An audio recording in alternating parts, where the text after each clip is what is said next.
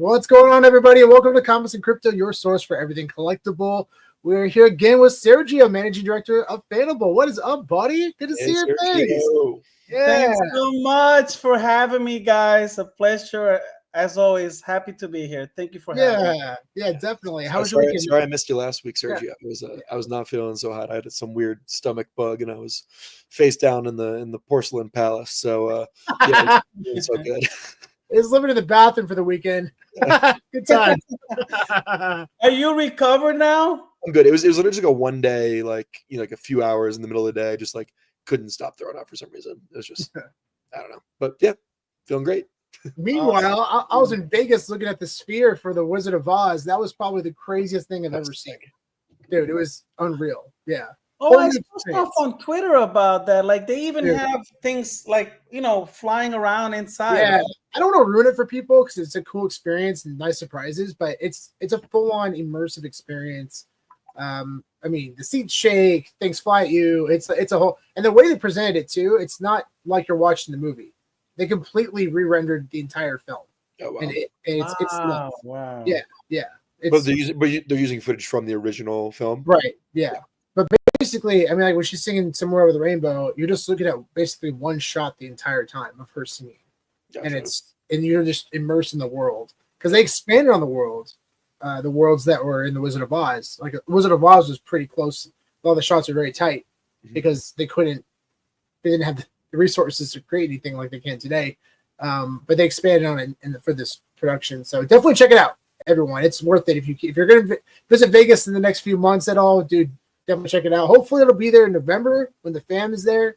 I definitely recommend it if if anyone's interested. But anyways, great episode today. We got a lot of cool topics, and as always, guys, we're going to be doing a giveaway at the end of the episode. We're going to be giving away a Fanable mystery case, so make sure to stay until the very end. Speaking of which, let's check out what's going on with Fanable right now. The Kiosk continue to crush. I remember it was funny afterwards. So after last week's episode, Sergio and I were looking at the cases, and there were like less than, I think, 70 or 60 cases left in the big grail, and the chasers haven't hit yet.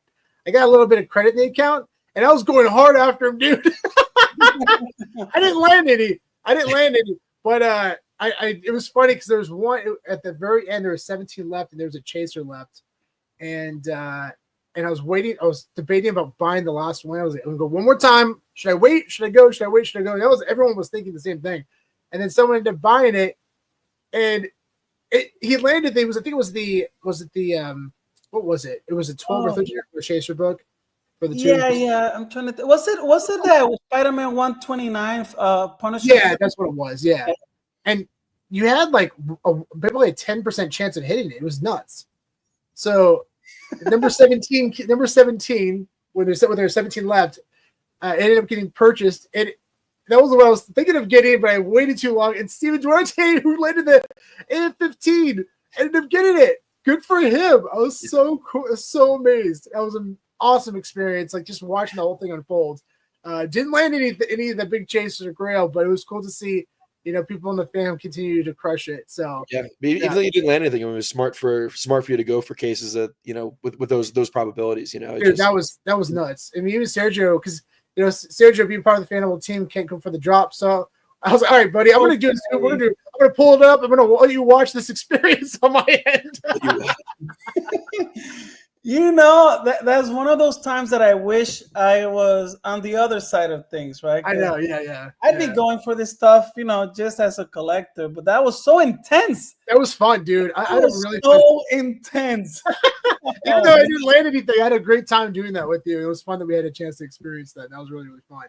And right now, guys, in the kiosk, the legendary, there's still quite a few available. I'm presuming the big chases are still available as well, and they are. You got a $10,000 Amazing Spider-Man #1, the first solo issue of Spider-Man, one of the biggest grails by far in Marvel history, is available right now in the kiosk with 231 comics left. Insane. Bananas. You also have a lot of big chasers as well. Fantastic. Definitely some recognizable books for the people in the VeVe fam in there. And same with check out the Hero as well. 325 cases left. And you have monster books. Mhm. You have this $3,000 platinum edition. This is the rarest of Spider-Man #1, guys. Spider-Man #1, they had different variants, and this is by far the most rare, and that's why this comic is valued at $3,000 as a 9.8. You know, one thing I learned about when I was researching this book, apparently there were only 10,000 copies of the Platinum Edition printed, and it was a gift from Marvel to retailers, you know? Wow. But only 192 of them are CGC 9.8. So this is extremely scarce. That's incredible. I wonder if you have a platinum cover is just like more likely to be damaged just because of, you know, just the way it is, because it's all chrome and shiny.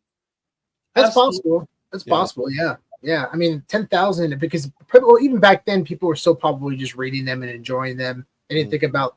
Because CGC didn't even exist. No, they came out like 10 years later, 8 or 10 years later. So, yeah, it's very cool, man. That's so awesome you had this book on there. And this is funny. It's funny you mentioned this one because I really wish that when VeVe dropped this comic that they had the different rarities or variants reflection into the digital side as well. It would have been fun to see a platinum edition as like the secret rare comic. And they didn't end up doing that, which I was kind of shocked to see. But regardless, it's still very cool to learn about the history of Spider-Man 1, which is one of the most printed books of all time, but it has very rare variants, including this one, which is the most rare. So someone's about to turn a $99 mystery case into a $3,000 comic. And there are also a ton of other big chases as well, including this $2,050 Giant Size X-Men 7.0 grade. Yes, and California Comics is getting his card out for it right now. Let's go. This is what I'm excited about. Shout out California Comics. We're going to be touching some cool stuff he's working on later. And let's give a shout out to some of the viewers, Spencer. Yeah, what's going on, Maznak? How's it going? Yeah. El Batman, Mike, appreciate you reposting the stream as always. Thank you. What's going on? Batman Who Laughs. Hey. Imagine Jesus, aka Scar. Also very jealous. Thanks for joining, guys. And also, and the cool part about the kiosk, guys, again, it works on your budget. Every single case is guaranteed 50% of your money back, but also 90% fair market value of the comic itself. So if your comic is worth above $50, you're going to be able to get, 90% back, whatever that fair market value is according to Go Collects. So like right here, $50, someone's going to turn a $50 mystery case into a Fantastic Four 48, the first appearance of Galactus and Silver Surfer, signed by Stan Lee, worth $1,600. So you're going to get 90% guaranteed back of that comic if you decide to sell it. So a lot of big chasers, a lot of big grails. And you know what? The Sidekick kiosk sold out completely yesterday, right? Oh, wow. And we had to restock it again, right? And it's already, heading in that direction because we stocked it late last night with 450 comics. And someone did pull the chaser, one of the chases, by the way, the second most valuable one, which is Batman 227. I think that one's valued like at $850. So someone pulled that early on. It was towards the beginning, like you can scroll and see, but who knows when the grail will be revealed, but it's exciting. The Sidekick is our most popular product by far right now. Yeah, that makes sense. And everyone out there, just so you know, we're going to be giving away a mystery case at the end. We're going to ask a question about the stream. So hang tight with us throughout the stream. The first to answer correctly from either YouTube or Twitter will receive the prize. We're going to unbox that live, and we're going to transfer it over to you. Which, by the way, everyone out there who still owed some giveaways, thank you for being patient. We're going to send it all at once this week. So appreciate you all for being patient. We've been in communication with everybody who's won a mystery case in the past. All right, let's break into some news. We've got some really fun topics today, guys, including this one. Tomorrow, stay tuned for this awesome live interview with Jeff Jacob. He's a collector, a big collector. In fact, he's been collecting Star Wars collectibles for over 30 years. That has accumulated value of over $7 million. He is now liquidating his entire collection. Mostly action figures. Sorry? Mostly action figures. Mostly action figures, yeah. And he's going to be selling it on Hicks Auctions. Big shout out to our friends over here. All of those figures are Star Wars stuff? Yep. All of them, yeah. Wow. So they're breaking off the auction into different parts. And I think they've already done a couple, and they're doing the last like 3 or 4. I mean, he's already sold a few action figures, I think, for over 6 figures. Yeah, really, really big sales. Yeah. Yeah, I had a chance to talk to him on the phone yesterday or a couple days ago. He's an awesome guy. Yeah, I'm really excited to get him on. It's going to be a lot of fun. So make sure to jump on that interview, guys. If you have any questions you want to engage, and feel free to do so. We're going to definitely have some live questions on there as well. So it'll be a fun conversation. Make sure to join us tomorrow at 3 p.m. PST on YouTube or Twitter. Marvel Zombies. Marvel Zombies dropped their trailer today, and guys, it looks bananas. I didn't watch Absolute bananas. It is freaking insane. It's a mature audience series. Awesome. Super violent. So I can have little Sergio around for this one? I wouldn't. Has he seen a lot of horror stuff, like super violent horror stuff? Because that's what this is, man. It is not holding back. It's not candy coated anything. It's crazy, dude. Watch the trailer. Just watch the trailer, and you'll get a sense of if you can watch it or not. They're not hiding anything in that. Well, they probably are hiding a lot of stuff in that trailer, but that's what they're willing to show on Twitter. Can only imagine what it's gonna be like watching the series. But you're seeing a lot of cool appearances from characters, including a lot of the actors from the actual Marvel films. They're doing the voiceovers for their own characters, which is really cool. I mean, you're seeing a lot of people. I mean, in the trailer, actually, you had a lot of appearances from the Thunderbolts, which is really cool. Yeah, it's very relevant. Right now. Yeah, super cool. So really excited. The live actors of those characters to voices. Mm-hmm. That's smart. So smart, because technically this is still all connected to the MCU. That's what they're all trying to do. Yeah, I think they're still trying to connect this to the MCU. They keep things relevant, so conversations and stories and things that are happening are still happening. This might not be this. This obviously isn't the same universe as that we've seen yet, but it's still happening. Kind of like the series. What was the series that's been on for the past couple of years? The animated series. It's It Could Happen, or What Could Happen, something like that. Well, what if? Thank you. What if? Thank you. Yeah, it's based on the comic series What If, and it's all tied to the multiverse concept. So this kind of goes into the same category. But if you haven't seen the trailer yet, definitely recommend it, guys. It comes out in 3 weeks on September 24th. 3 weeks. So cool. That's right around the corner. Oh yeah, they're getting primed, ready to go for Halloween. It's gonna be fun. It's gonna be a lot of fun. Oh I just watched like 3 seconds of it, and just the 3 seconds I saw look sick. It's nuts, dude. Blade's in it. Blade's good. It is crazy. Yeah. It's gonna be fun. Fun time for sure. And of course, everyone, if you don't know already, Marvel Zombies, the first solo issue of the series, is also on VeVe as well. I've been looking at that. I'm thinking about probably getting that set now because it's this show looks fantastic. You just gave me an idea. I need to get that comic for Fanable. We'll get that one. Okay. Yeah, they're pretty accessible. They're around like I think $150 or so.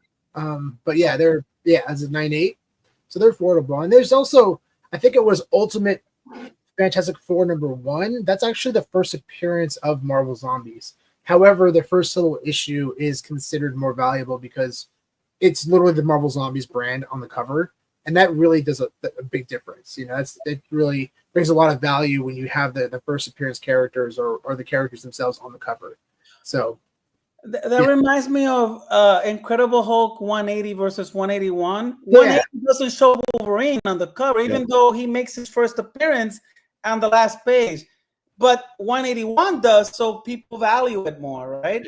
Yeah, exactly. I mean, that's one of the coolest covers of all time. And I love that when collectors have an opportunity to decide for themselves which one is actually the first appearance. And I think it really just comes down to value and popularity. And in terms of value, market cap, all the above, there's no question that Hulk 181 is the winner. So whether you have personal feelings, towards that sentiment, you just look at the value of market. These are just people who are priced out of 181 and who who want to pump their 180 bags. They're salty. They're salty. Still get them on VeVe, guys, for affordable price. It's still get them in different ways. So I got both just in case. Smart move. Smart move. I mean, it's still a significant book either way, even 100%. Yeah. Well, and as 181 rises, 180 will rise with it. So it's not they'll always be interconnected. Lego is finally collaborating with Pokemon, something I was actually shocked that never happened. Same. I guess I never really thought about it, but then I guess when I saw this announcement, I was like, oh wait, I've never actually seen a Pokemon Lego. It's kind of crazy. it's interesting. People talk about how Pokemon, we haven't seen them on VeVe yet. And it just shows how intense this brand is. The fact that Lego's never dropped with them yet or never worked with them on anything is pretty crazy. And apparently the Lego sets will be one of the most expensive ever, apparently retailing at around $650. What? Yeah. Who's gonna afford this stuff? Everyone. If you can't afford it, you're gonna buy it. They don't care. They're gonna buy it. They're all gonna sell for more. They're all gonna sell for more. Yeah, and it's also the first Pokemon set. So now you're just not looking at, in terms of collectability or just enjoying Pokemon as Legos.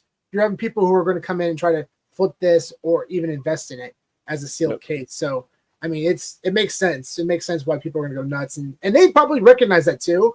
And they're like, we're gonna price it at the price we know it's gonna sell for, and that's pretty much it.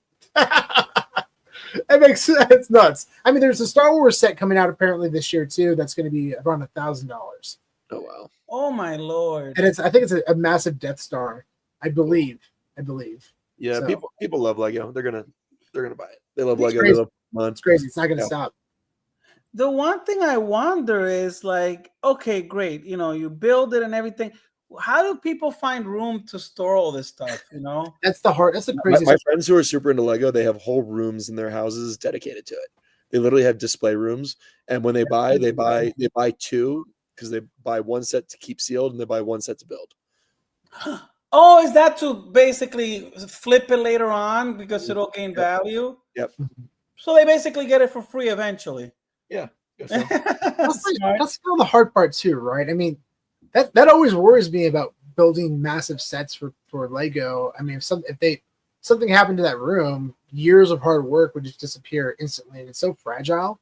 No, I don't know. I love Lego. In there. Yeah, but you can say the same thing about these, huge Marvel statues that people get in their houses or whatever. It's but what about moving? If you're moving, you got to transport Lego sets, and that's crazy to think about. That's a good point. Yeah, moving statues are fine. I guess they're still hard, but yeah, break them down, rebuild them, or glue them together, maybe. Yeah, I mean, I got. You have to live a very stable life to do this, right? Yeah. You're in your forever home, right? Yes. Yeah. I was laughing about that with my fiance Stacy, and I was telling her we have some Lego sets for Harry Potter that we want to build. And I said, no, we're gonna wait. Probably this one we're gonna wait a little bit. That's one we're gonna wait probably about 6 months to a year till we move into a new place. Yeah. Imagine you're transporting in one of the pieces breaks off or something. Forget it. Yeah. Forget it. I just throw it on a box. Yeah. Oh man. So the Elden Ring, a video game that was released a few years back, considered a masterpiece by many reviewers and gamers alike, including IGN, which gave this game a perfect 10 out of 10 masterpiece. This game is very similar to the lore of Lord of the Rings, but considered much darker and ambiguous. There's not really one consistent good versus evil. The series was also co-created, or I think the world was built by George R.R. Martin as well. Cool. But this game is now officially being adapted by none other than A24. Mm-hmm. That's that movie studio, right? Oh, yeah, they're probably the most successful. Well, they were indie. I don't necessarily think they're indie. Yeah, not really anymore. I don't think. But yeah, they've always released consistent quality films for the past. Quality films with like lower budgets than most other studios have been able to do. So yeah, they've been really successful. And that's what's absolutely incredible is that they have actually received a pitch by director Alex Garland. Who's Alex Garland? Alex Garland directed many films such as Ex Machina, Annihilation, Men, Civil War, and also Warfare, the recent war film that was released, announced as Stunner. He also has written and collaborated with other projects like 28 Years Later, which was recently released, and also a massive success. This film he's very passionate about. He actually came to A24 and said, hey, I'm going to create an actual pitch deck. It was 40 pages of imagery that he pitched. Apparently, it had a 160-page draft, and A24 read it and said, F yeah, we're going to back this movie. He apparently flew to Japan as well to pitch it directly to the creator of the game and sealed the deal. Cool. What a legend. So this is going to be probably, I presume, going to be by far their biggest budget ever. Mm-hmm. And this leads into some interesting conversations as a collector. There could be some serious opportunity, guys. Video games, these games right now, there's not a whole lot of 9.8s out there, but you can buy the games raw for around $20 to $30. Now make sure to do your own research in terms of figuring out what the first releases are. What the first releases are, because just because you get the game doesn't mean it's a first release. You need to research the serial numbers on the back, the UPC codes. That's how you can help push you in the right direction. I recommend starting with ChatGPT, sharing some images, and then continuing your research from there. But remember, ChatGPT, to take that with a grain of salt. They're not always right. But, video games are doing very well. And I think a lot of these modern games, most of them were sold digitally. So physical media is a lot more scarce than we realize. This graded 9.8 A+ seal sold for about $300. And I think that this game has really big potential considering who is now involved in this film. Alex Garland has released one stunner after the other, and then A24 is nothing but quality. So, I think they're in very good hands to make this one of the most successful, probably make this film the most successful it can possibly be. So I'm excited for it. It's going to be really, really cool. Definitely keep your eyes and ears out for this one, guys. I think there's a serious opportunity here. Sean, did you notice like an increase in prices in the physical games for like Last of Us, for example, like when the TV show came out? Or that's a good point. They're actually be interested to compare some of these other video game TV and movie releases and see it kind of how the trend went directly after they were announced or when it was released or all that. I think it definitely saw an uptick when the first season came out and it was announced, but you still can get those games for a pretty reasonable price, which actually kind of shocked me for Last of Us because the show is very successful and very good. But again, you got 20 episodes, right? It's kind of hard to. I don't think the show's popularity is enough, but I think a film like this, around this kind of lore, and especially if they franchise it, because you're looking at probably 3 seasons of Last of Us and that's it. Yeah. You need consistency, like Marvel, like Lord of the Rings. They just keep recreating new things, and the IP stays relevant and fresh. So I think Elden Ring has serious opportunity for that, and they've talked about this success. They're going to continue and turn it into a franchise. It makes sense, right? Especially if they can ensure quality. So something to think about, guys. Really cool stuff. Really exciting. And I tell you right now, the best time to buy games, if you're ever looking to buy games, best time to buy games is Black Friday. Friday, baby. November. We're buying. Even just short-term flips. We're buying like Miles Morales games when that came out 2 years ago for like $20, but immediately right after that they were selling them for $60 again right after Black Friday, just at Best Buy. Yeah. Now Best Buy stopped, right? They stopped. Do they still sell games? They sell games, but they don't sell DVD. They don't sell exactly. DVD. That's what it was. Yeah, which was a huge statement because we've been talking about that for a while. Sealed media is going to disappear. In 10, 15 years from now, people are going to look back on a lot of these games, even modern games too. Because I do believe that Grand Theft Auto 6 could be one of the best investments in terms of physical media, because you're looking at a game that's going to sell an insane quantity, but majority, I would say 90% plus will be digital sales. Yeah. Wow, 90% plus? Easily, yeah. You think about it, people aren't going out to their local GameStop buying games. They're buying games directly off their console. Yeah, we tweeted. Sergio, I'll send you the tweet from last year, but we talked about how there was an article that was written and talked about how 90%, I think, of PlayStation's games were 90% digital. You know what's interesting? My son has a Switch, right? I don't actually. Sometimes I'll join him just to play with him and hang out, but I don't really. I'm at I don't play games really.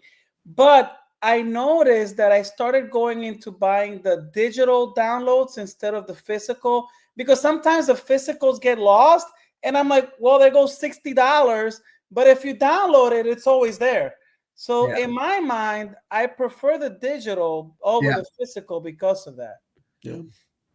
Yeah, exactly. Yeah, but as a collectible, it's just not right. Yeah, from a collectible standpoint, it's all about the physical. Yeah, and the best time so for example, like Grand Theft Auto 6, apparently it's coming out next May. So then the following November, you'll probably get an opportunity to buy it at a significantly discounted price for Black Friday. That's when you want to go in and buy like 5 or 6 copies, because they'll probably still be first prints from that time. So, because they're going to mass produce it. I bought a year ago. I bought a couple of Blu-ray copies of Across the Spider-Verse with the intention of getting them, and they're sealed, right? I haven't opened them or anything, with the intention of getting them graded. I never get around to that, but I need to do that. Yeah, definitely. And actually, Abdullah brought up a good point. There's no discs in PS5, so those people have no choice but to buy digital versions. Oh, wow. And there are versions of PS5, because I have a PS5 that has both, as discs and also digital. But he's right. There are versions. I think it's Slim version. I think only digital, and that's where this is all going.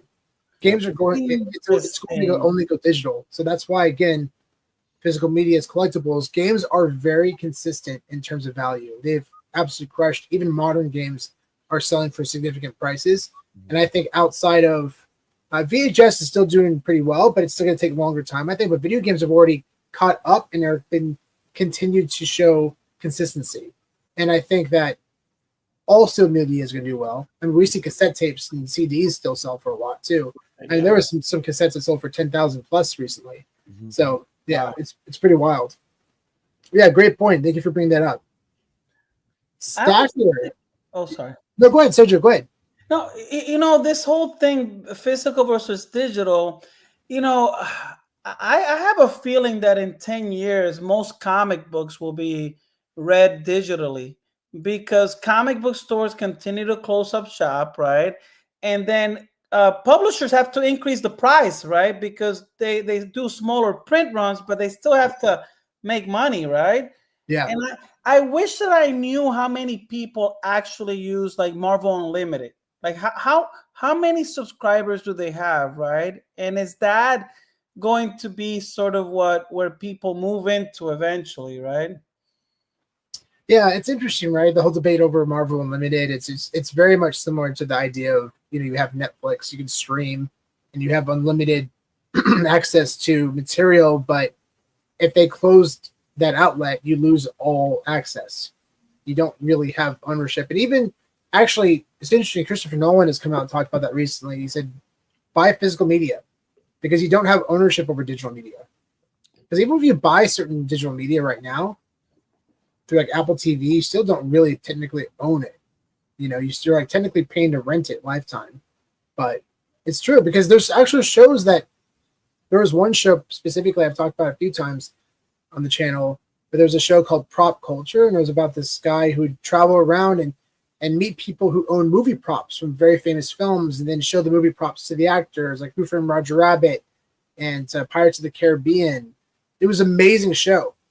And it was on for like a year or two, and then Disney just removed it from Disney Plus, and it's like it never even existed. You can't buy it physically. You can't buy it digitally. It's crazy to me. You can't. You probably downloaded illegally or torrent it, probably, right? Yeah, that's right. Yeah. I had a guy had to do it. It's the only way you could get it. It's crazy. You have to have a guy to get access to it. I got a guy. Yeah. But on top of that, you have, you know, there's a show called Willow based on the 1980s fantasy film. Same thing. The show is gone. It was never sold in physical. You can't download it digitally. It's like it never existed. It doesn't make any sense to me. It's crazy. Maybe there's like an Emmy screener for it somewhere out there. Like, yeah, absolutely insane. I just, it blows my mind. I don't get it. Video Shane, what's up, bud? Thanks for joining. Hey, yeah, Video Shane. Good to see you. Yeah. Stacker leaderboards, guys, is on the go. Has now begun officially. Stacker is giving rewards for people who are using only to purchase collectibles, and there's a $100 million pool. In the first 4 hours of this being launched, they burned 738,000 only. Nice. In the first 4 hours. From the circulating supply, or like from? I believe so. I believe so. Yeah. This is exciting. I still haven't gone in and participated in this. I got to look further into it, but I'm so happy to see this. This is such a great way to burn Omi, but make it fun. Yeah, definitely. And it's fun. No offense to the big whales, but it's fun to see new people on top. Do you know what it is that's needed to rank? Is it purchasing stuff from each other? I believe so. We haven't done a dive deep into this, and I think we'll Okay. probably do it next week. But yeah, I believe that's how it works. I think it's basically like a trading competition. So I think you like earn points based on how much OMI you've burned and based on how much value you've traded. Yeah, I think I saw Foster was going to put out a post about more specifics about it. I'm not sure if all the details are out yet. Yeah, I think so. I think he released it all. Yeah, Did it's he all, release it's all out there. Yeah. So maybe we should do a video on this next week, Spencer. Just Yeah. dive deep into it. Yeah, it's very cool. I have 10 million OMI in my VeVe wallet. There you go. Yeah, I- good. Yeah, that's the minimum you should always have. You gotta migrate it over to Stacker You though should to get keep the earning the points. rewards. I've kept it on the VeVe wallet, but I still get my MCP daily Do points. you still get it? You still get it on VeVe Wallet too? Yeah, I did. Okay. I used to Okay. get on I VeVe thought wallet. you had to move it to Stacker at this point, but maybe I'm wrong. I saw that about a month ago, and I never moved it over to Stacker, but I'm still collecting my MCP points, so I'm happy about that. Yeah, nice. So something that we've been really excited about as well are debut tickets. And what are debut tickets? They're basically tickets of significant moments in sports history. So debut tickets are basically like first appearances of players in the games that they were introduced in professional sports or college, and also significant moments. This one in particular is very interesting. This is a Wilt Chamberlain 100 points game. Wilt Chamberlain is one of the most incredible basketball players of all time. He's a legend. Yeah, he's the only athlete ever to score 100 points in a game, and he did so in 1962. Wow. And this ticket, graded 2, a ticket stub from the actual game, just sold for $36,000. Incredible sale. Yeah. Wow. Just for the ticket, is not signed or anything. Just the ticket right here. Yeah, but you see what you get. The game was not televised, and I think there was like less than 5,000 people who were there who witnessed it. Yep, that's right. That's right. Wow, interesting. Incredible. Okay, that's unbelievable that you can just for the ticket itself, that kind of money. Yeah, definitely. Some more fun news regarding Lego. A man found this unreleased Peter Jackson Lego and sold it for $38,000. What do you mean unreleased? 60% doesn't sound like So that. the story goes, in 2012, Lego quietly produced just 20 Peter Jackson minifigures as a gift for the director during meetings around The Hobbit. They were never sold publicly, and they were never meant for collectors, and most fans didn't even know they existed. But years later, an ex-Lego designer, Marcos Besa, stumbled on one on his personal stash, and while cleaning out old materials, he posted about it in like a private Instagram. He basically posted about it and said, "Hey, is this worth anything, guys? Anybody know about this?" But he decided to put it up on a private Instagram auction, and people went nuts, and it drew through over $38,000 in sale. Jesus Christ, that's just nuts, right? Yeah, I mean, $48,000. yeah, absolutely insane. Oh my God. Lego is, I've always just seen it as a toy, toys, but it seems like the collecting aspect of it is huge. Yeah, definitely. And it's interesting. We've talked about physical media disappearing. Ironically, it's the opposite for sports cards. Sports cards have continued to absolutely crush. And here we have a digital representation. We have a Panini 1/1 Kaboom of Luka Doncic that sold for $50,000. Insane. Digital. 50,000 1/1 for digital. Digital. Yeah, it's a digital 1/1 card. Digital 1/1, and even better, we got a Steph Curry Kaboom 1/1. Wow, sold for basically $100,000. insane. $100,000. Speaking of 1/1, I was talking to McFlops last night, right? He got a 1/1 Invincible trading card yesterday that he ripped open. Invincible, right? Like the official trading card.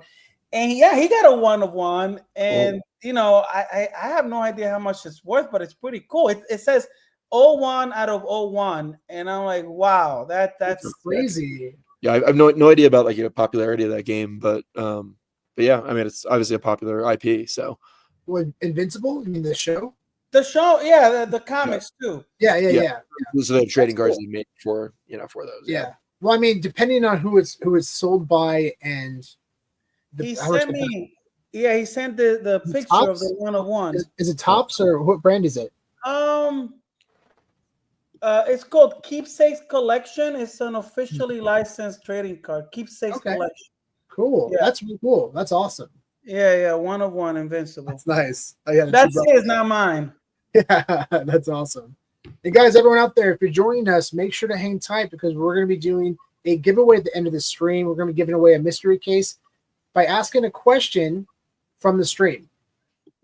And notice we haven't talked to any bounties this week, so there's not going to be any mint numbers or anything focused on the bounties. It's going to be something completely fresh and new. Different. Yeah. Yeah, and only goes to a viewer, so you must be a viewer in order to be eligible. Yep. But I also did a like and retweet for the stream. But we'll be doing that giveaway on the Fanable Fridays. We'll announce the winner. Definitely.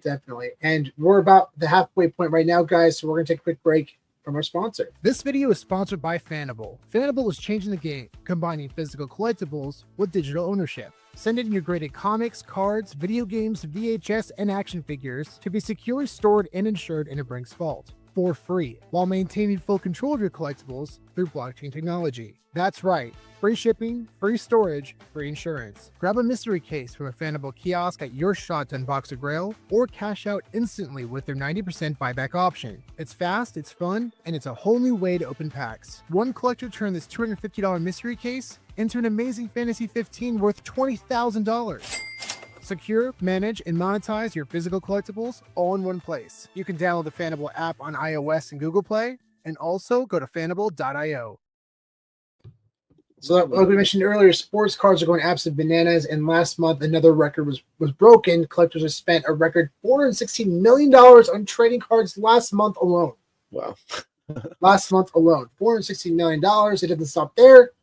Target and Walmart are now seeing trading cards soar toward $1 billion next year. This is what I wonder how comic books compare to that. I know it's smaller, but I wonder how comics stack up against trading cards in terms of collecting and so on. I can't imagine more than 10% to 20%. Yeah, I mean, it's just such a different format, It's like the comic books are meant to be read and consumed and have a story, and these cards are meant to, most people just collect them at this point, but usually are meant to actually be played with, Yeah, so, and a big reason behind it too is because you have 5 different sports, or more than that now, happening every year. You have new players coming in, new speculation on rookies. Plus, also women's becoming more popular too. Debut patch cards. So the problem is now Marvel, they make movies twice a year. So there's nothing like completely consistently trying to like push it into collectors' faces. I think Marvel cards help, but to keep the IP fresh and relevant. But it's kind of tough, right? It's tough because it's not like sports cards where you're watching sports every day or like 3 times a week. And then off season, there's a little bit of speculation talk. There's the draft. And then you have back into the actual season. And it's like that with every single sport. Mm-hmm. So you have 5 different sports. Right, there's so much, you're right. And it's daily. There's either soccer or football or basketball, baseball. And that's just sports. Not including Pokemon cards, which is probably like 30% of this entire number. And then you have other IP like shows and cartoons, and of course SpongeBob SquarePants. Great segue in. Actually, today they just released pre-orders for these 2025 Topps Chrome SpongeBob SquarePants cards. SquarePants. Buy some SpongeBob SquarePants. I like that. Why did they do that? That was a huge miss. They didn't have you on the marketing team. That's why. And celebrate SpongeBob SquarePants. That's amazing. In celebration of the 25th anniversary of SpongeBob, good Lord, I feel old. 25th anniversary. 25 years already. That's insane. But it's really cool. They're going to have a lot of cool insert cards, number cards, and including this 1 of 1 signed Tom Kenny SpongeBob card. So you see right there at the bottom, this is 1 of 1. And that's crazy, right? Like this card is probably going to sell for thousands. Yeah. Thousands and thousands. But you can get Tom Kenny's autograph for like $50. Right. Yeah. The creator or the voice actor? Who's Tom Kenny? He's the voice actor of SpongeBob. Yeah, the voice actor, okay. And they're doing 1 of 1s for all the characters. So and they'll probably do like 1 of 5, 1 of 10, 1 of 50.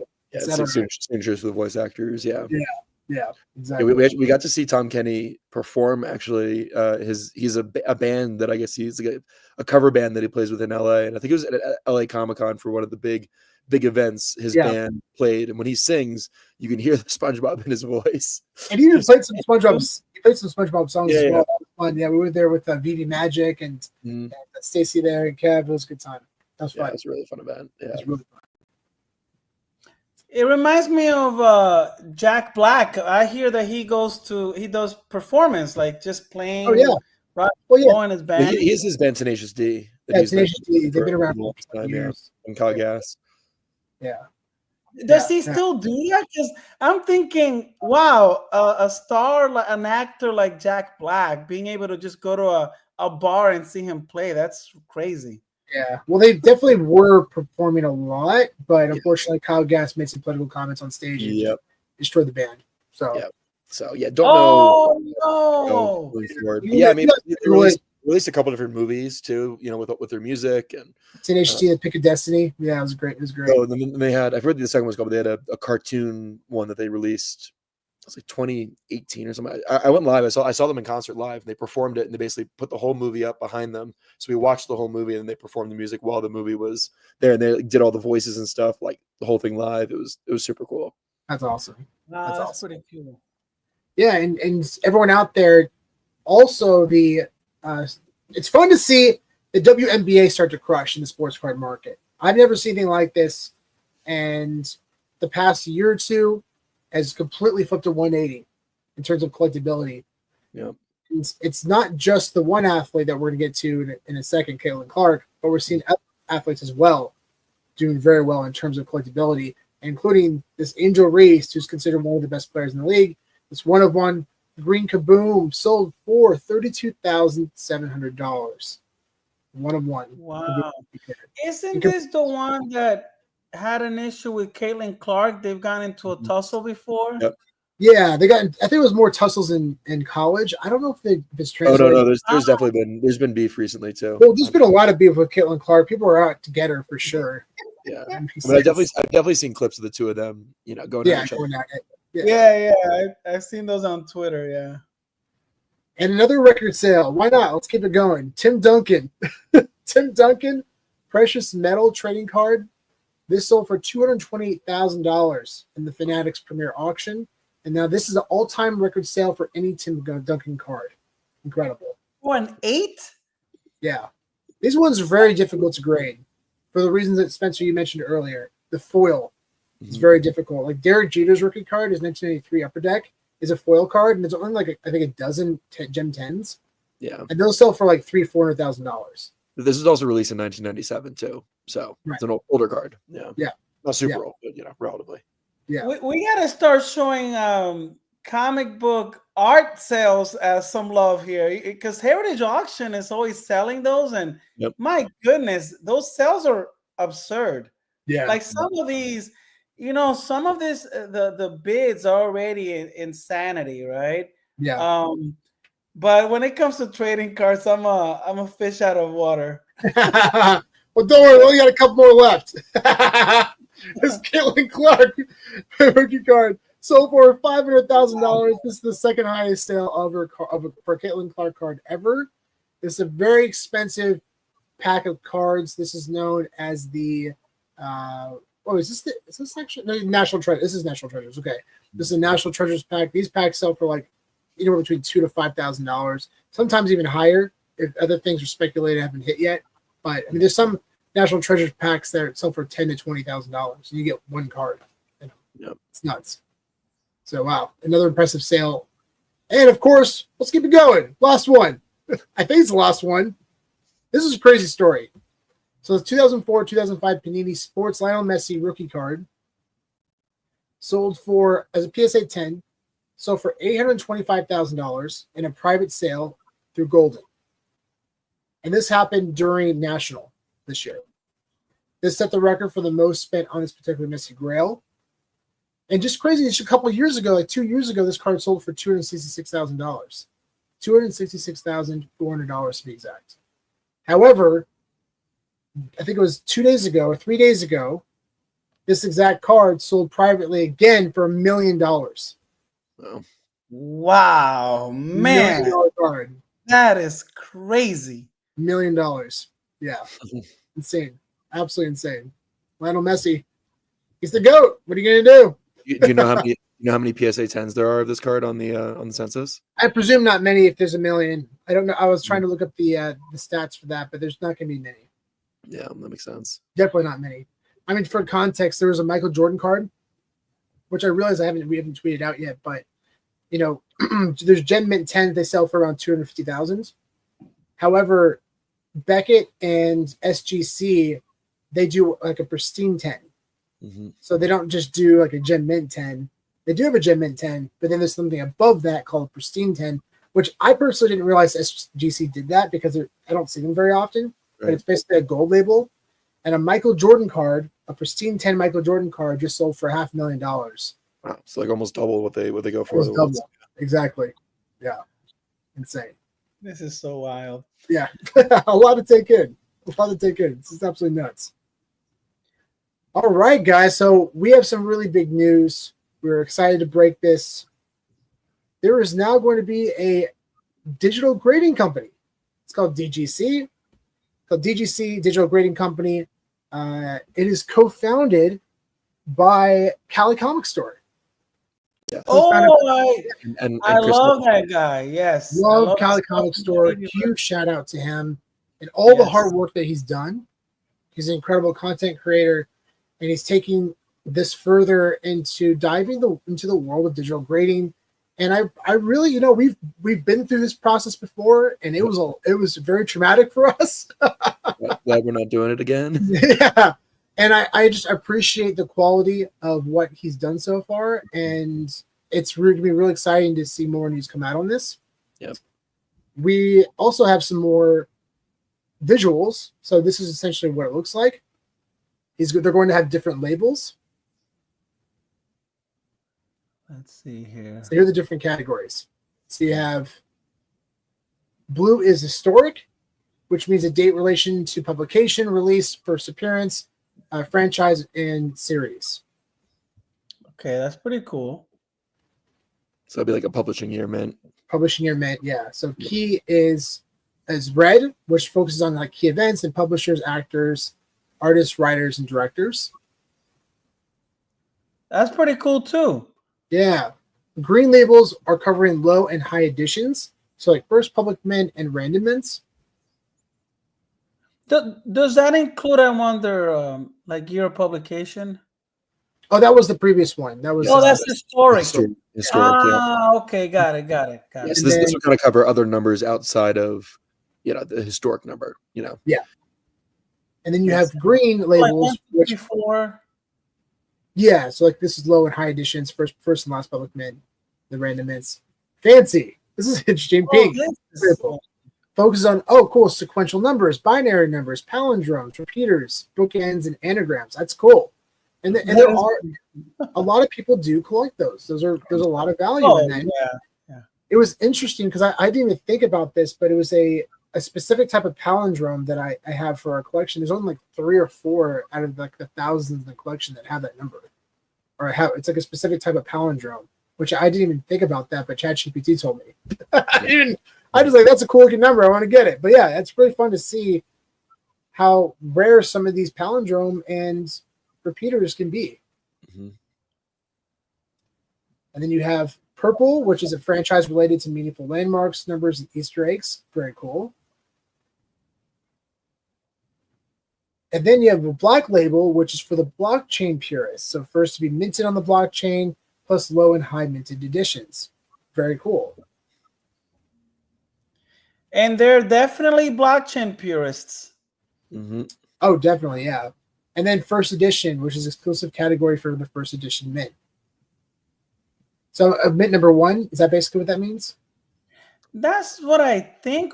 The other interpretation of that I can think of is like, you know how VeVe will hold back, let's say the first 20 is the first public edition, maybe? You know what I mean? They had it listed on one of the previous ones. Oh, they do? Okay. Yeah. Yeah. I'm actually not sure about Maybe so, because I definitely I believe they're not just doing VeVe but other categories as well. California Comics, apologize if I if I open a, oh yeah, mint 1. So yeah, so if you have the actual number 1 mint, that's dope. yeah, That's dope. which on Wow. VeVe Now remember Cali Comics. Remember, you know, on Candy Digital there are like the first, I think maybe 20 comics that were dropped. Mint number 0 is technically the first one. True.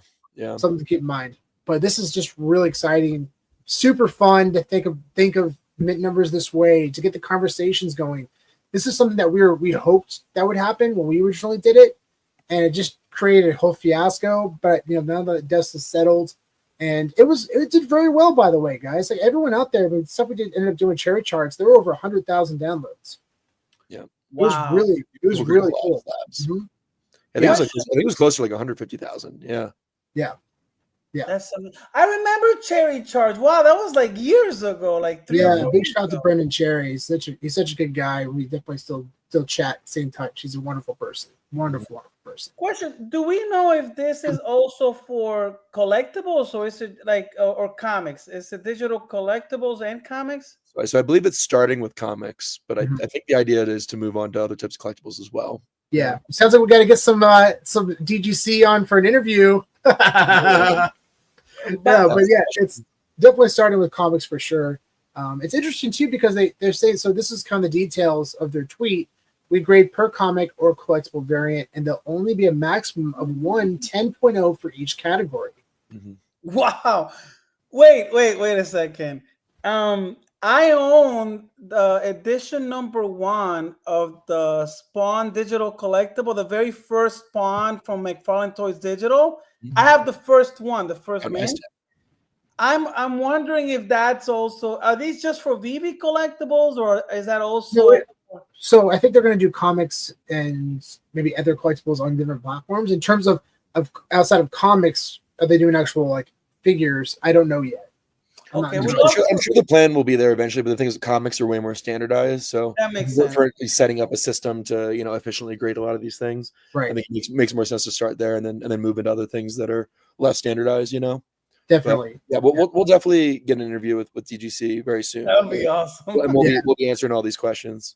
Definitely, and it says right here our grading starts from 0.5. From 9.0, it moves in increments of 0.01. So you'll find out that in the 9 grading territory, in addition, could be graded 9.3, a 9.7, a 9.9, etc. Very interesting. Mm-hmm. Very interesting. I'm excited to learn more about that. That's so cool. Yeah. And on top of that, so here's a little, I think, did I post this already? I think I did. This is the intro video. No, I did not. So it's the intro video. Play this first for you guys. Stunning. The collectible itself looks fantastic. That is awesome. Very nice. Love the labels. Yeah, and they put the year. Is that the mint number? Right in the middle. That's why that one's a 10.0 for that category, because it's the publishing mint year. Yeah, and very cool. This shows how the actual collectible is organized and created. That's pretty cool. It's very cool. Yeah. Oh man, they did a phenomenal job with this. Phenomenal. I love the quality. And here's a couple different variant examples, including this one. This is the last mint number of X-Men number 1 that came out this last year. So this is X-Men number 1, last mint 1000, grade 10.0. So this would be the only 10.0 of this category. Wow. So I'm wondering how they're gonna handle, like, because I guess some of the more recent comics, the last mint is also the publishing mint. So it's like it could fall into it. It could basically be a 10.0, I guess, theoretically, in either category, in either the historical or in the mint category. Good. Yeah, good point. So I'm wondering how that's gonna be handled, which I'm sure we'll figure out. I gotta take credit for that slab animation. Well, whoever did it, phenomenal job. They did a great job. Cali Comics, is co-founder and also community manager. So yeah, whoever helped create that did a phenomenal job, and I'm just presuming the entire GGC team. Fantastic work, guys. That is really awesome. Really, and by the way, I love that you can tell a lot of thought went into the label. They should hire you guys for PSA's new label, because there are a lot of complaints with PSA's comic labels. like you can't really read the title very well. Kind of like you have to struggle, right? So they should hire you guys, just to design the label. What I love about this label is that it features the mint number front and center in big, big text. So that's very nice. Yeah, it's very cool. It's very clean. Yeah, visually just pops, and the 3D models are fantastic. It's very, very, very cool. Yeah, I'm loving this. This is cool. So yeah, so the collector will have the chance to pick their preferred category, which makes sense. Yeah. Which, for something like that though, it'd be kind of cool to do like a split label, like a half blue, half green label or something like that, if it fits into like two categories at the same grade. Just something to think about, not to mess up your designs. Yeah, definitely. And Gary, definitely agree. There's so many stories and use cases that can come out. Yeah, this is very cool. So cool. And then of course, this is one of the probably the biggest grails in the entire app by far on VeVe. It's the 1962 AF-15 publishing year, man. Ooh. What a stunner. Yeah, the collector who landed this, he landed it on the drop and he's held it ever since. Yeah. Oh, really? They never sold it? Never sold it. Wow. It's interesting. Yeah, crazy. I told him, I said, whenever trade's enabled, get ready because we're gonna throw a lot at you. I love that the mint number landed on the comment cover too. Totally, yeah. Yeah. It's fun to see that. That's something that we really get excited about too. I mean, obviously, just the number itself is exciting, but we like the original cover. It's we like the OG covers. Yeah, exactly. We don't it just looks much better that way. Yeah, definitely, especially for this one. My gosh, what a stunner! Mhm. Yeah, it's funny because we actually tweeted out maybe like 2 or 3 months ago. Would you rather own the 62 mint number common, which is the publishing year, or would you rather own a 0.5 blue label of AF-15, which is around $10,000 to $12,000? And out what of was the first option? The first option? this comic, this mint number, this exact comic, this digital comic, the publishing mint. I'll take this one. I'll take the digital. Okay, so there you go. It was shockingly so. Out of almost 500 votes, it was literally down to the decimal split. It was 49.99 to 50.1, and it was barely the physical. Really? Barely the physical, but that was incredible to see because that basically means that people believe that this is worth at least $10,000 to $12,000, or at least 250 people. Oh, easily, yeah. At least 250 people believe. Yeah, whoever voted believes that. Yeah. Super interesting. Yeah. It's great sample size though. Obviously, a lot of people probably who have bias because they want their digital collectibles to pump. But yeah, cool that people are still excited about it. Yeah, definitely. Yeah, this is gonna be really fun. Excited to release more information about this, guys. This is going to be a very, very fun thing and really exciting for the space. And just keep in mind, and just keep in mind too, guys, this is going to be a paid service. These renders take a long time to do. This is not easy work. And they also have basically a committee of people who are, going through and individually, assessing the grade on each of these and assigning a grade based on a bunch of different parameters. And, they're having a discussion. So yeah, I think there's definitely a good amount of time that goes into each and every one of these. So yeah. I mean, just the rendering alone, I would presume takes a while. Yeah. Just the render for the 3D model, the high-res images. This stuff takes time. So, and I believe it will be free for a short period of time, when kind of the initial launch, but eventually it will be a paid service. Yeah. So this is something that if you don't want to have it, it's okay. It's just an additional service for the space, and I think it's a great thing. Yeah, it's a really cool way to display your collectibles, and provides a lot more awareness for mint numbers, and hopefully will get people to be paying more close attention to it, and instead of flooring a comic that potentially they could have gotten more for. Exactly. Yeah. And at the end of the day, this really is just advertising the space and awareness for mint numbers and collectibles. So it's a huge service, in my opinion. And there are definitely collectibles that we would like to get graded as well. So we'll definitely be reaching out to VGC for this. It's going to be very exciting. Yeah, this would be very, very, very cool if VeVe were to implement this directly into the platform. Totally. Oh my God! And I'm sure DGC is talking with them and trying to make it happen. And so I'm hopefully that's something we'll see in the future. Definitely. Oh my God, VeVe, if you're listening, please work out a deal with these guys, because if I can apply this sort of service to a VeVe collectible on there, it would be mind blowing, right? Good It's choice. already a great service as it is, Yeah. but it enhances it even more, right? Definitely. Yeah, Definitely. especially if you're able to display your slab comics within the app too. Absolutely, yes. It would be kind of cool if you could, I don't know, maybe once they're slabbed, then they can't be read or they can't be opened or whatever, because then it kind of emulates the physical world experience. That'd be kind of cool. Yeah, definitely. Now, I am curious when this is created for somebody, how it works in terms of what if they end up selling it. You know, if they end up selling it, what happens to the graded collectible? And these are definitely questions we'll be asking about. You know, so there's not multiple of them out there. Well, I guess it's kind of the same thing, right? Because it's already been graded. Yeah, it's already created, so it doesn't really. Yeah, so I guess in a sense, the person's probably, if he ends up buying it, he's getting this for free too. There you go. They can transfer over. Yeah. Right? I don't know. Is this going to be on the blockchain as well? These are all questions we'll definitely. We're all going to get into this with them at some point. Yeah. This is just a brief introduction, guys. This is going to be a really fun breakdown over the next few weeks. We're going to be talking more about this and hopefully have them on. We'll definitely keep you all posted. It's going to be a lot of fun. Who's ready for a giveaway? Oh, real quick, we got a question for Sergio here from Batman Who Laughs about the current turnaround time. The current turnaround time for comics sent into Fanable. Now I sent mine 3 weeks ago, so wondering when they'll come out. We just finished doing all the renders for our assets.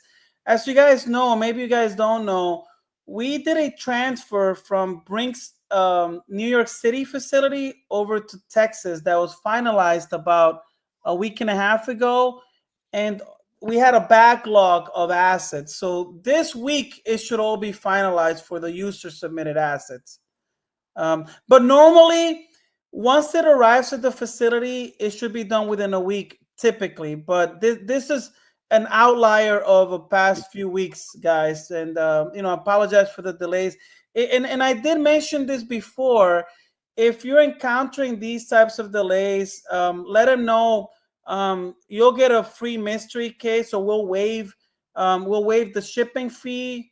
Just let us know, and I'm happy to make things right for you guys.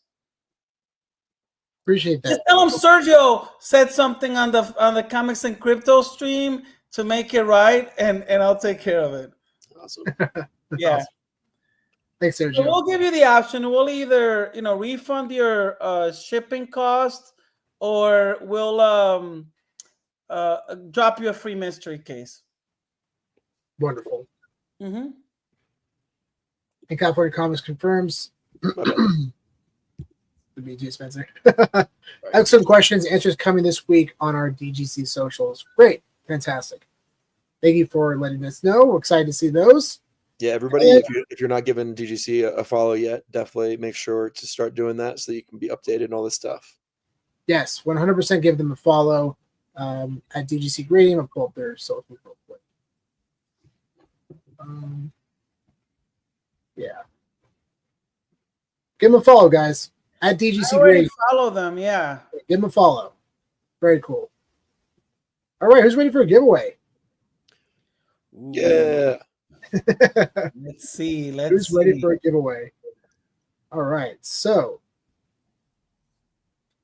earlier in the stream, oh, by the way, just so everyone out there knows, full transparency again. I just want to stress this. Can't stress it enough. We are looking at both Twitter and YouTube. So if you're the first one to answer on YouTube, that doesn't mean you won, because somebody could have answered you quicker on X, on Twitter. Yes, we're going off of basically what we're seeing on our end, which is just a stream of both platforms. So, yeah. So that's the reason why, if you didn't win, it's because somebody else answered before you on the other platform, just so you know. All right. So earlier we talked about a specific brand for the first time ever coming on, working with Lego. What is that brand? What's the name of the brand? I just need to know that name of that brand. The first one to answer wins. I know the answer. Easy one. There you go. There we go. That was quick. Man, trigger figures. That was quick answering. Digital, versus Pokemon. That was impressive. Well done. With those fast fingers. Very fast fingers. Do we give it to him? He doesn't have the accent on it. I don't know. Ooh, Yeah, oh, Mason has a. No, Oh no. no! We're going with digital verse. We're going with Yeah. digital. He's got it. Can you imagine not getting on that technicality? Just didn't have the We're not that mean. Maybe Sergio's that mean. He's the one who's giving it away, so it's up to him. That's right. That's right. I We'll don't go even know with how to that do that. You hold down the E. It'll pop up. Oh man. That was awesome. All right. Congratulations, Digital Verse. Congratulations, bud. That's awesome. Yeah, get in touch with us on Twitter, and we will get all your info so that we can get this sent over to you. Yeah, we'll definitely. We're going to open it first, though. Oh, yeah, of course. Yeah. So what we're going to do is we have 3 packs here. Say number 1, 2, or 3. You pick the pack, and that pack we're going to open right now in front of the live audience, and then you are going to win that book. Number 1. All right. Let's go. Number 1. So that's number 1. Let's see what he got.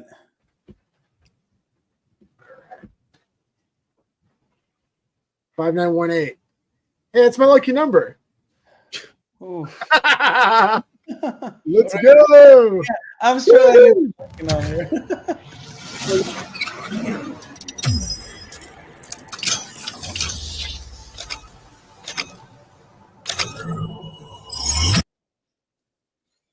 What do we got? Transformers number 15, 9.8.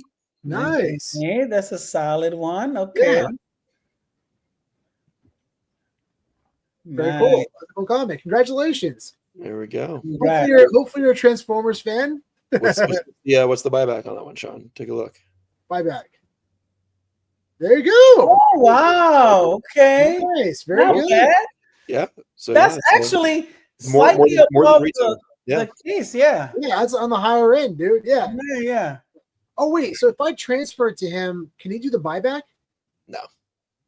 That'll be gone. That's a good. Oh, is it gone? Okay. That's Well, a good. I would assume so. I mean, because the buyback it goes to the person who originally purchases it. Reveals The it. automatic buyback probably That's wouldn't happen. Sorry, guys. You're Hey, you stuck get with the it's a free comic. It's a free If you're comic. winning these giveaways, unfortunately, you're giving up your buyback. But it's a free comic, so And you know. don't forget, you can list it in the marketplace, and somebody somebody will else buy buy it. it. Yeah. Yeah, that's true. or maybe Fanable will even buy it back from you in the marketplace. You know. Yeah. Yeah, we'll be, this month we intend to release a new feature where we'll be buying comic books that are submitted to our platform, though they must be submitted from people's collections so that we can add to our kiosk. And actually, yeah, we have some nice little surprises in store. We actually modified how we're going to do it in a way that benefits the user even more. Amazing. That's Yeah, so yeah. cool. I got a bunch of comics over here that I'm actually thinking about just sending off, getting graded, just to put it on. I think after this, you're probably gonna once you see what we have rolling out, because we thought about we went back and forth about whether or not the royalty should follow them, and we feel like it's actually better for everyone if the royalties follow that as well. So we're pretty much 99.9% sure that you'll still be able to get royalty payments, Cool. even if they're added to the kiosk. Oh, that's awesome. Where Yeah, initially, that's a huge incentive for people to bring their stuff on the Yeah. platform. Yeah. and just so you know, the beautiful thing about that is that these items can be reused on the kiosk, and so it's a pretty good way to monetize your comics through us. But yeah, at first we weren't going to do the royalty when they go into the kiosk, but we're pretty sure we're going to continue doing it even after they go to the kiosk. Nice. Yeah. Well Great. done. Yeah, that's so cool. Wow. Yeah, Yeah. lots to talk about. Lots of cool updates. Yeah. He says, sell it back and buy it and run another. I'm not going to do that. But what I can do is, if you want, you can choose between one of the other 2 cases I have in our current vault. So if you want to choose one of the cases, you can choose that instead and opt out on this one. But it's totally up to you. I think you probably should just keep this comic. I don't know if the other ones were big hits or not. We got them, I think, yesterday or maybe a couple days ago. So, yeah. Decisions. If you get the mystery case, when you reveal it, you actually do get the buyback. When you get the, what do you mean? Yeah, like if he chooses a mystery case and that's transferred over to his profile and he reveals it from there, then he'll actually get the buyback. Yeah. Yeah. But we won't be able to. Yeah, but we won't be able to open it up in front of everybody. No, it's not that cool. Yeah, you're right. Yeah, yeah. That's not good for the content. No, you're right. I'd be open for the stream. Up to you guys. Ooh, look at that. Take the offer and then buy another one. Well, I was telling him I could do. Well, I guess that'd be the same thing. Yeah, I could do that. Yeah, let's do that. Yeah, let's do it. I'm not gonna do this often, guys, but I'll do it this one time. I'll do this one time. What did you do? Go to offers. Yeah, which is actually kind of fun. I've never actually showed this in process before. I hope it works. Yeah, and accept. There you go. So far, so good. Yeah, we'll see the credits. Yeah, the depleted credit from the other day. That was so good. All right, let's do it. Here we go. I'm gonna be having fun. That's oh wait, awesome. you're gonna buy it from the kiosk? Yeah, I'll buy another one. It's okay. I'll do it. I'll do it this time. God, this is crazy. Okay. Yeah, we'll buy another one. Yeah, that's fine. Are you good with that digital verse? I'm assuming you're okay with it. We'll just buy another. We'll buy another pack. Yeah. Yeah, I think the chances will probably be better than the other two that we got. Yeah. I agree. You got some cool chases in there. So we'll buy it, and then we're just gonna open it instantly. We'll go through the whole process here. Wow. Pretty cool you guys are doing that. Let's roll. Let's roll. Right. Oh my god. Imagine you pull the grab or a chase. All right. I just want to make sure. So this is number 6118. And is Cal. Yeah, let's roll. Okay, let's go. All right. Best of luck, bud. Let's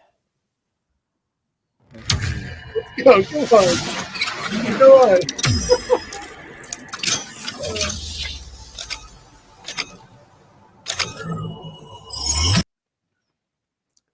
Batman number 23, 9.8. That's a cool cover. You got a 9.8. It's a Batman comic.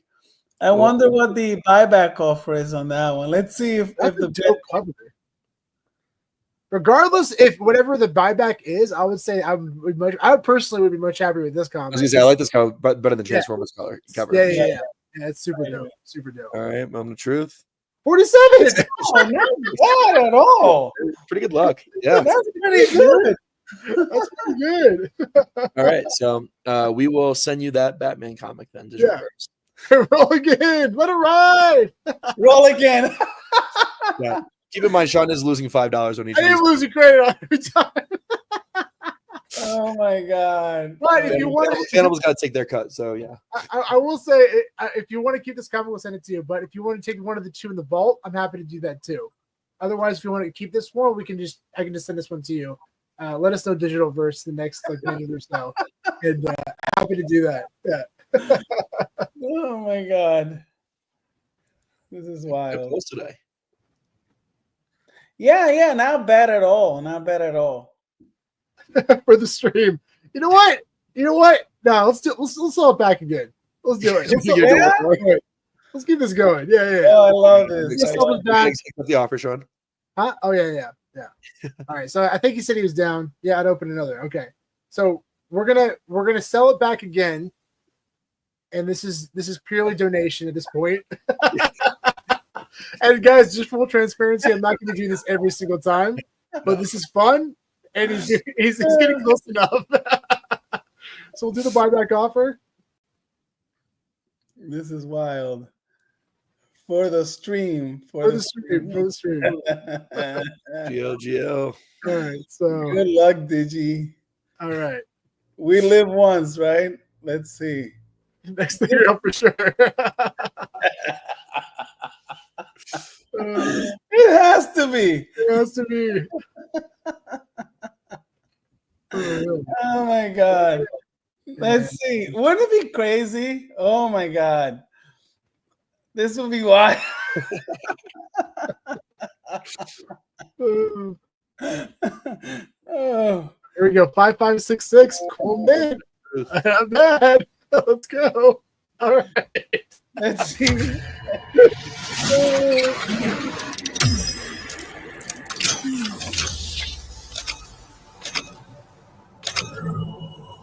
do we got? What do we got? Spawn 354. All right. 8, a 9.8. Okay. That's a dope. That's another dope cover. Yeah. Yeah. That's a really cool Spawn cover. That's a really cool Spawn cover. Wow. Actually, Yeah. this is now officially my favorite cover of the three. Like by Same. far. This is definitely one I Who picked. did this cover? Brett Booth, I think. Oh, Time of Fallen Story, of course. Oh, he did? Oh, yeah. Wow. Nice. Wow. That is cool. All right, we'll see what the buyback is. Let's see. Oh, wah, wah. But regardless of value, I will say that a cooler looking comic. it's So. super cool looking comic. Like, Yeah. that's a dope cover. Wow. That's Well, such that's what happens when you roll the dice. Yeah. That's okay. Can't keep winning. Can't keep winning every time. I gotta keep it now. Again. Kelly Comics is Oh man, I wish we were still rolling when there was that enablers. when we did the $250 cases, the legendary cases. I bought like 3 or 4 and did the buyback again and again. I wish we were still rolling at the time. We'll do that again in the future. But yeah, congratulations. We'll make sure to get that comic over to you. Digital Verse, let's connect on Twitter. That'll be the best way. And we'll go from there. We'll make sure to get me your account. We need your address for Fanable, so we can transfer that over to you ASAP. So it's my first on the platform. Oh, congratulations. That's great. Oh, that's awesome. That's awesome. Yeah, great one to add to the collection, man. It's a really cool looking cover. Well, thanks again for joining everybody. It's an absolute blast. And make sure to join us tomorrow at 3 p.m. Join us for that live stream, guys. It's gonna be a lot of fun. It's gonna be a lot of fun. Yeah, it's gonna be plug that up. We are interviewing the owner of a $7 million Star Wars action figure collection. Yeah, it's gonna be absolutely insane. So make sure to definitely join us tomorrow, guys. It's gonna be a blast. He lives in Colorado, maybe like an hour and a half from where I live. So I'm hoping to make a good impression and go see it in person at some point. Yeah. So interview with Jeff Jacob. Join us live tomorrow. You want to get involved in the conversation, hear answers, ask questions. It's going to be a fun conversation for sure. So very excited for this one. And thanks again for joining everybody. Absolute blast as always. We'll see you on the next one. See ya. Bye, guys. Thank you.